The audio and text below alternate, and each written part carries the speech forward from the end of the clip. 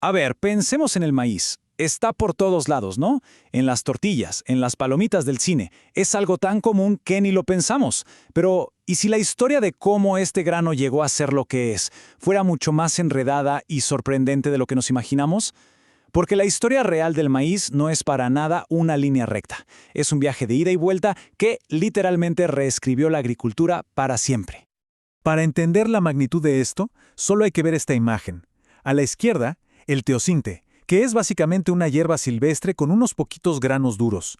Y a la derecha, la mazorca de maíz moderna, robusta, llena de cientos de granos. El cambio es increíble. La gran pregunta es, ¿cómo se pasó de una cosa a la otra? Bueno, la respuesta es una aventura de 9000 años de ingenio humano. Y bueno, nuestro viaje tiene que empezar donde toda la evidencia científica apunta, sin lugar a dudas, Mesoamérica.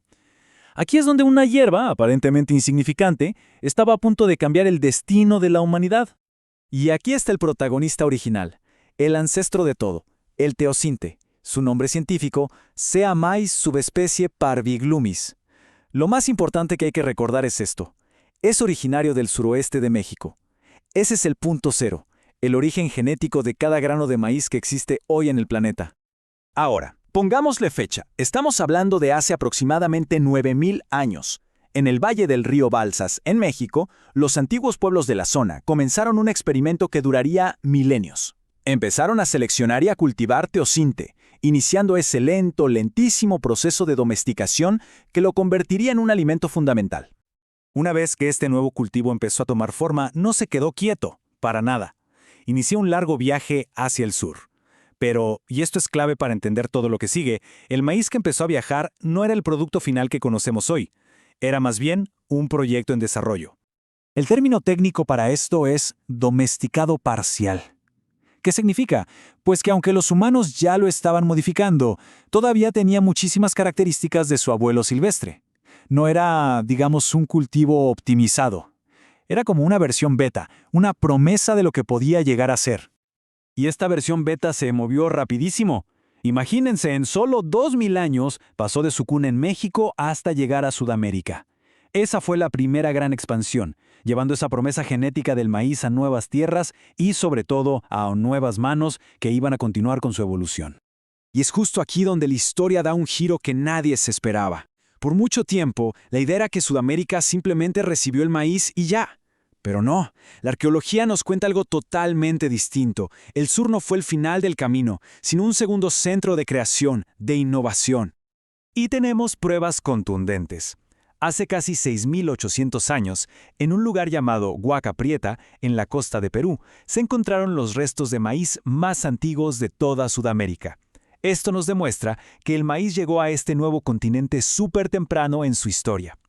Pero ojo, no era cualquier maíz. Lo que se encontró en Perú nos reveló que los agricultores de allá no solo plantaron lo que les llegó, sino que se pusieron a mejorarlo. Este maíz temprano ya era distinto al de México. Tenía más hileras de granos y estos se desprendían más fácil. Era una señal clarísima de que estaba ocurriendo una selección humana independiente a miles de kilómetros del origen.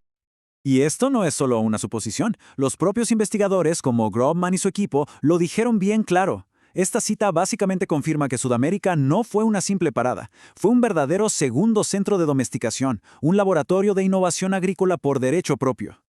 Ahora, si la historia terminara aquí, ya sería increíble, ¿no? 2 centros de desarrollo evolucionando en paralelo. Pero el maíz nos tenía guardada una sorpresa todavía más grande. El verdadero clímax de esta historia no es cuando el maíz llega a Sudamérica, sino su inesperado viaje de regreso. Entonces, la pregunta del millón es, ¿estos dos mundos del maíz, el de Mesoamérica y el de Sudamérica, siguieron cada uno por su lado, aislados, o en algún punto volvieron a conectarse? La respuesta nos la dio la genética moderna, y fue algo que de verdad nadie se esperaba. La pieza que faltaba en este rompecabezas apareció en un lugar llamado El Gigante, un refugio rocoso en Honduras. Los científicos lograron analizar el ADN de unas mazorcas de maíz de hace unos 2000 años, y lo que encontraron simplemente no cuadraba con la historia que todos conocíamos. Esto es lo que la genética reveló. A ver, es como una historia en 3 partes. Primero, una segunda ola de maíz viaja de norte a sur.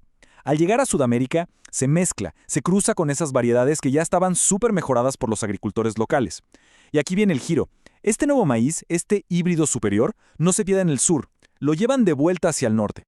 Y esta es la prueba definitiva. El ADN del maíz del gigante en Honduras era más parecido al maíz de Sudamérica que a otras variedades antiguas de su propia región, Mesoamérica. La única forma de explicar eso es que sus ancestros hicieron un viaje de ida y de vuelta, enriqueciéndose genéticamente en el sur antes de regresar. Así que, tenemos que cambiar la idea de una simple dispersión de norte a sur. La historia real del maíz es mucho más dinámica, es una red de intercambio, un diálogo genético entre continentes que al final dio forma al cultivo que hoy alimenta a buena parte del mundo. Esta tabla lo resume perfecto. Pasamos de pensar en una dirección de flujo unidireccional a entender que fue multidireccional, un viaje de ida y vuelta. El rol de Sudamérica pasó de ser un receptor pasivo a un centro secundario de mejora importantísimo. Y el resultado, claro, no fue una simple dispersión, sino una red de intercambio genético súper compleja y poderosa. Entonces, ¿cuál es la conclusión de todo esto? Que ese viaje de ida y vuelta fue absolutamente crucial. La mezcla en Sudamérica y el regreso de esas variedades al norte le inyectó al maíz una diversidad genética brutal.